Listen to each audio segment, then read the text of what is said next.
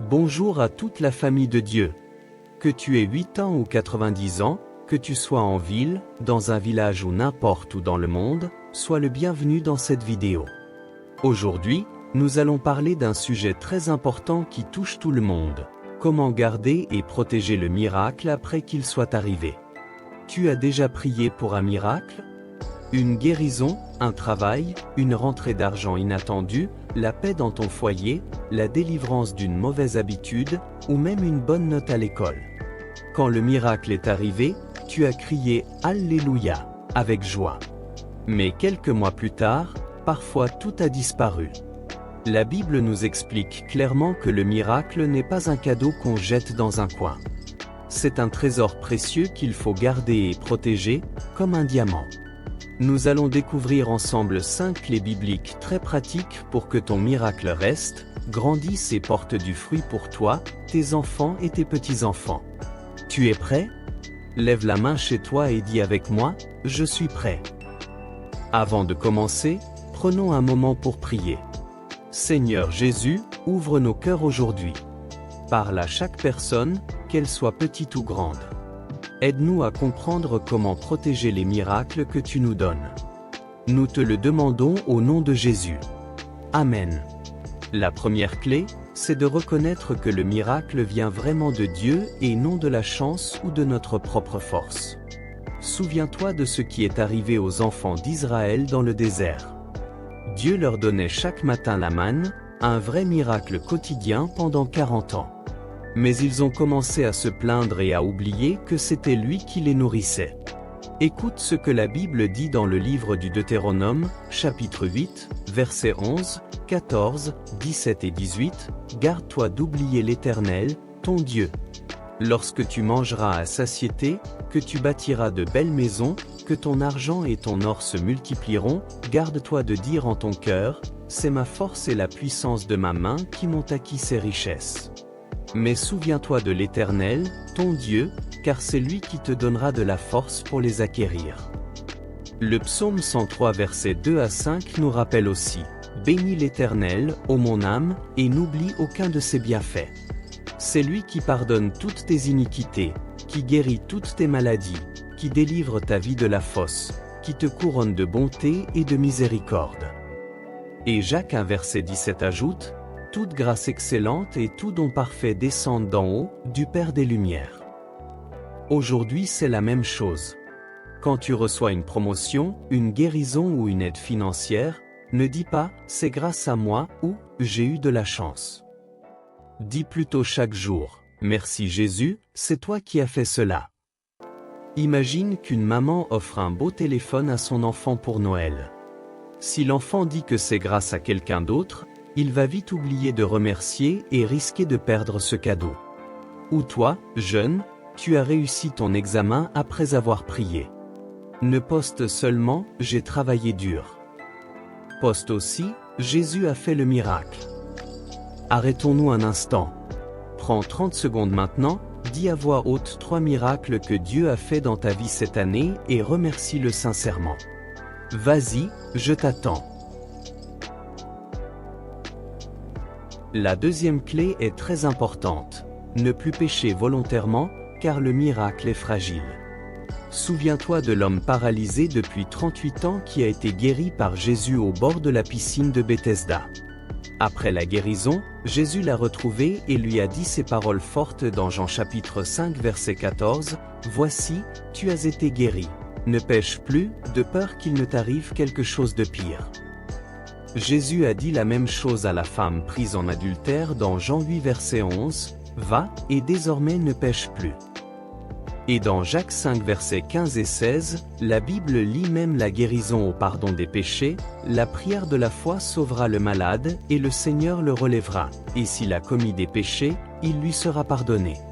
Confessez donc vos péchés les uns aux autres, afin que vous soyez guéris. » Aujourd'hui encore, beaucoup de personnes reçoivent une belle guérison ou une délivrance, puis elles retournent à la colère, au mensonge, à la jalousie ou à d'autres mauvaises habitudes.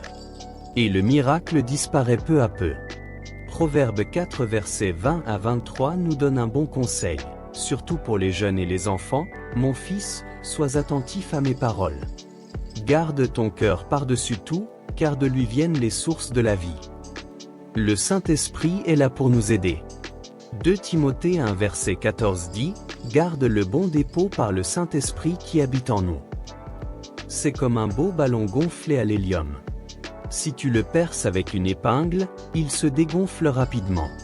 Ton miracle aussi a besoin que tu le protèges par une vie qui plaît à Dieu. La 3e clé, c'est de résister aux voleurs, car le diable veut absolument te voler ton miracle. Jésus l'a dit clairement dans Jean 10 verset 10, « Le voleur ne vient que pour voler, égorger et détruire. Moi, je suis venu afin que les brebis aient la vie, et qu'elles soient dans l'abondance. » L'apôtre Pierre nous avertit dans 1 Pierre 5 versets 8 et 9, « Soyez sobres, veillez. Votre adversaire, le diable, rôde comme un lion rugissant, cherchant qui il dévorera. Résistez-lui avec une foi ferme. » Et Jacques 4 verset 7 ajoute, « Soumettez-vous donc à Dieu, résistez au diable, et il fuira loin de vous. » Regarde l'histoire de Naaman dans 2 Rois chapitre 5. Il a été miraculeusement guéri de la lèpre, mais son serviteur Géasi a couru après l'argent et la lèpre est revenue sur lui. Le miracle a été volé par la cupidité. Dieu nous donne une armure complète pour nous protéger. Dans Éphésiens 6 versets 10 à 18, la Bible nous dit « Revêtez-vous de toutes les armes de Dieu, afin de pouvoir tenir ferme contre les manœuvres du diable. » Mais cette armure maintenant avec moi, la ceinture de la vérité, la cuirasse de la justice, les chaussures de l'évangile de la paix, le bouclier de la foi, le casque du salut et l'épée de l'esprit qui est la parole de Dieu. Le psaume 121 versets 7 et 8 nous rassure, « L'Éternel te gardera de tout mal, il gardera ton âme, l'Éternel gardera ton départ et ton arrivée, dès maintenant et à jamais. » C'est comme un super-héros qui enlève son costume après avoir sauvé la ville. Sans son armure, il devient faible. Toi aussi, reste revêtu de l'armure de Dieu tous les jours. La 4e clé, c'est de nourrir ton miracle avec la foi, la prière et la parole de Dieu, sinon il va mourir comme une plante sans eau. Jésus a raconté la parabole du semeur dans Matthieu chapitre 13.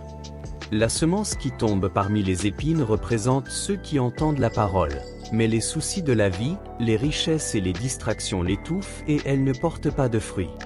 Par contre, celle qui tombe dans la bonne terre porte du fruit, 30, 60, 100 fois plus.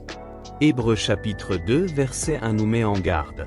C'est pourquoi nous devons d'autant plus nous attacher aux choses que nous avons entendues, de peur de glisser.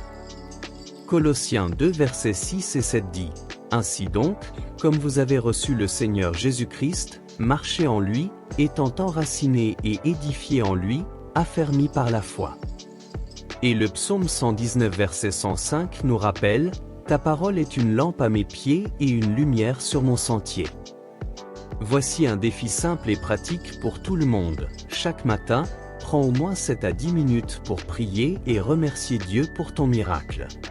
Lis au moins un chapitre de la Bible par jour.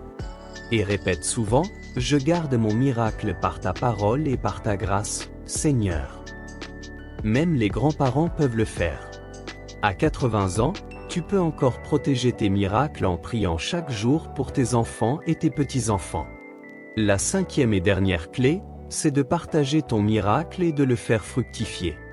Un miracle gardé pour soi seul finit souvent par disparaître.